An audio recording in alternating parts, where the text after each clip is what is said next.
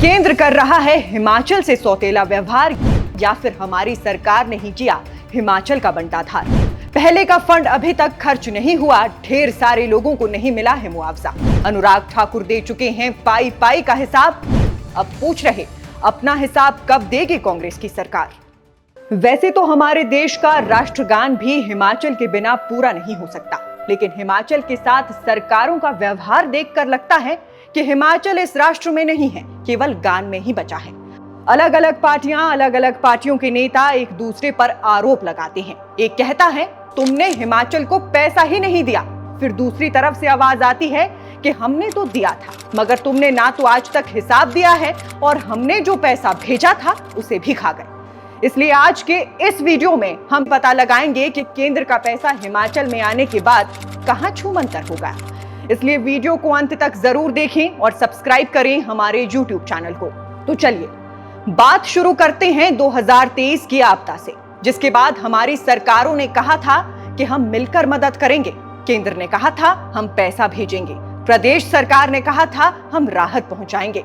लेकिन आज 2 साल बाद जब आप उन गांव में जाइए तो वहां ना कोई राहत दिखेगी ना सरकार।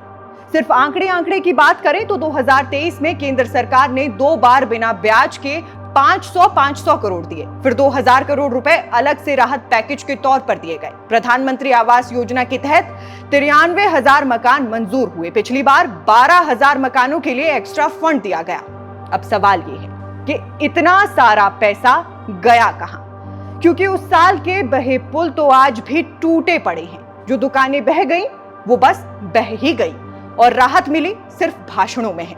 थुनाग बाजार का ही ताजा उदाहरण ले लीजिए, जहां 100 से ज्यादा दुकानदार तबाह हो गए, मगर सरकार ने हर एक को क्या दिया? सिर्फ 2500 रुपए। अब बताइए, क्या 2500 रुपए में कोई अपनी बर्बादी का पोस्टर भी छपवा सकता है? उधर मुख्यमंत्री सुक्खू ऐलान करते हैं हर प्रभावित परिवार को 7 लाख रुपए देंगे, लेकिन आज भी 2023 की आपदा में जुड़े कई परिवार वो 7 लाख ढूंढते फिर रहे हैं। वहीं भाजपा के सांसद अनुराग ठाकुर एक पाई का हिसाब लेकर सामने खड़े हैं। वो कहते हैं हमने पैसा दिया, वो भी समय पर दिया, मगर आपने उसे खर्च ही नहीं किया। आयुष्मान भारत योजना को लेकर ही देख लो, 360 करोड़ केंद्र ने भेजे, हिमाचल सरकार सिर्फ 78 करोड़ खर्च कर पाई, यानी 22% से भी कम। और ये कोई एक मामला नहीं है।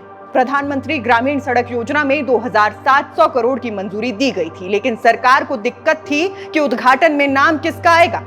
फिर बात यहां तक भी पहुंच गई कि खुद राहुल गांधी को इस मामले में दखल देना पड़ा। सीएम और डिप्टी सीएम को दिल्ली तलब किया गया और नसीहत दी गई कि कुछ काम धाम भी करो, क्योंकि सिर्फ खेमेबाजी करने से सरकारें नहीं चलती। इसलिए अब सच्चाई यही है कि 2.5-3 साल से कांग्रेस सत्ता में है, मगर ना कैबिनेट पूरा हुआ है, ना संगठन बचा है और भरोसा तो ना जाने कब का टूट चुका है।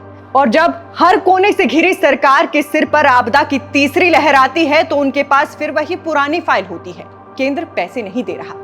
इसलिए हिमाचल की जनता अब सवाल कर रही है, जो पैसा पहले आया था वो कहां है? क्योंकि मदद सिर्फ मांगने से नहीं मिलती, उसका इस्तेमाल कैसे किया वो भी हिसाब किताब देकर बताना पड़ता है। और इसलिए आज जब अनुराग ठाकुर अपनी लोकसभा से बाहर जाकर भी मदद पहुंचाते हैं, जब वो मंडी, सराज, थुनाग में एम्बुलेंस भेजते हैं, डॉक्टर पहुंचाते हैं, स्कूल बैग से लेकर सैनिटरी पैड तक बंटवाते हैं, तो लोग पूछते हैं अगर एक दूसरी लोकसभा का सांसद खुद की जिम्मेदारी से ये सब कुछ कर सकता है तो सरकार क्या सिर्फ मुआवजे के वादे तक सीमित रह गई है? साफ कहें तो जनता को फर्क नहीं पड़ता कि केंद्र में कौन है, राज्य में कौन है। उसे बस इतना चाहिए कि जब उसका घर ढहे तो कोई उसे खड़ा करने आए, जब उसके बच्चे स्कूल ना जा सके तो कोई किताब ला कर दे, और जब उसका मुआवजा अटका हो तो कोई बिना कैमरा चमकाए उस तक पैसा पहुंचा दे। अब मुख्यमंत्री जी फिर दिल्ली दौरे पर हैं। गृह मंत्री से मुलाकात होनी है, वित्त मंत्री से हो चुकी है। नई मांग रखी गई है कि लोन लिमिट 3% से बढ़ाकर 5% कर दी जाए, यानी अब जब फंड नहीं बचा तो और कर्ज लिया जाएगा। इसलिए अब हिमाचल का सवाल ये है कि क्या हमारी बर्बादी अब सिर्फ ब्याज दरों पर तय होगी?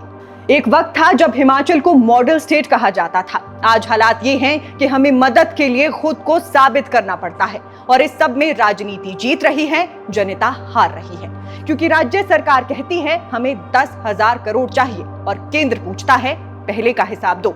इस सवाल जवाब में फंसी पड़ी है वो जनता जो पिछले 1 साल से बर्बादी के मलबे के बीच बैठी है। इसलिए अब वक्त है जवाबदेही का। जो केंद्र से पैसा आया उसकी रसीद जनता को चाहिए। जो वादा किया था 7 लाख का, मकान का, स्कूल का, उसका स्टेटस जनता पूछेगी और जो जिम्मेदारी ली थी उसका पूरा हिसाब लिया जाएगा। क्योंकि अब हिमाचल की जनता को रहम नहीं, हक चाहिए, वादे नहीं, वजन चाहिए और कैमरे के आगे भाषण नहीं, मलबे के नीचे से राहत चाहिए। अगर आप भी इस जनहित की आवाज के साथ हैं तो इस वीडियो को शेयर करें ताकि हिमाचल के कोने कोने में ये सवाल पहुंच सके। बाकी इस पूरे विषय पर आपकी अपनी राय क्या है, हमें कमेंट बॉक्स में बताइएगा। अभी फिलहाल के लिए इस खबर में बस इतना ही। नमस्कार।